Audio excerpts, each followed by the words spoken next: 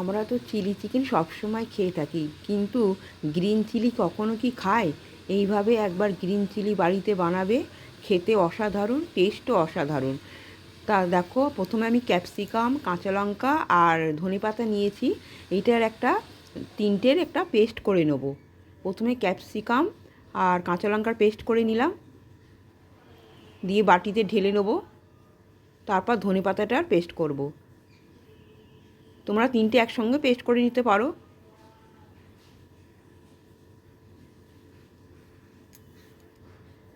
Paste হয়ে গেছে, এবার সব একসঙ্গে মিশিয়ে দেবো। এটা একবার বাড়িতে বানাবে, এটা রাইস, পোলাও, ভাত, রুটি। তারপর দেখো, আমি চিকেন নিয়েছি, ওর মধ্যে ওই আদা রসুন বাটা দিয়ে দিলাম, আর একটা ডিম দিয়ে দিলাম, আর যে পেস্টটা করে রেখেছিলাম সেটা আমি দিয়ে দিলাম।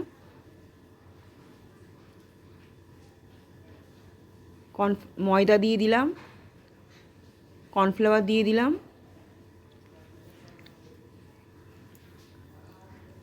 তোমরা গোলমরিচ গুঁড়ো অবশ্যই দেবে। নুন দিলাম, আমি তোমাদের দেখাতে ভুলে গেছি। এবং সমস্ত কিছু ভালো করে একসঙ্গে মাখিয়ে নেব। মাখিয়ে আধ ঘন্টার মতো রেখে দেবো।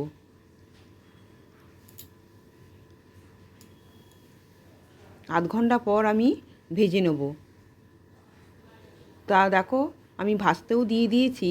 এটা কিন্তু পুরো গোল্ডেন করে ভাজলে হবে না, হালকা সবুজ সবুজ মতন ভেজে তুলে নিতে হবে। ভিডিওটা যদি ভালো লাগে তাহলে লাইক, কমেন্ট করে সাবস্ক্রাইব করে পাশে থাকবেন। দেখো, এরকমভাবে সবুজ সবুজ করে পুরোটা ভেজে নিয়েছি। তারপর ওই তেলের মধ্যেই ক্যাপসিকাম আর পেঁয়াজ দিয়ে দিলাম পরিমাণ মতো।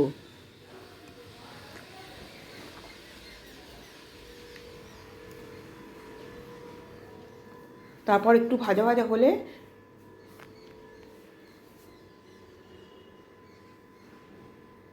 সয়া সস, আদা রসুন বাটা দিয়েছিলাম, দিয়ে কষিয়ে নিলাম। সয়া সস দিয়ে দিলাম।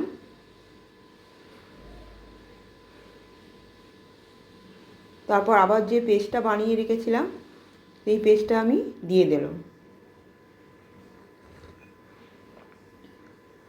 নমস্কার, আমি সুষমা রান্নাঘরে সবাইকে স্বাগতম। এইভাবে বাড়িতে গেস্ট আসলে বা নিজেরা করে ইচ্ছা করলে খেতে, এরকমভাবে বাড়িতে রেস্টুরেন্ট থেকে না নিয়ে বাড়িতে একবার করে খাবে, খেতে অসাধারণ অসাধারণ হয়। তারপর ফুটে উঠলে আমি সব চিকেনগুলো ওর মধ্যে মিশিয়ে দেব।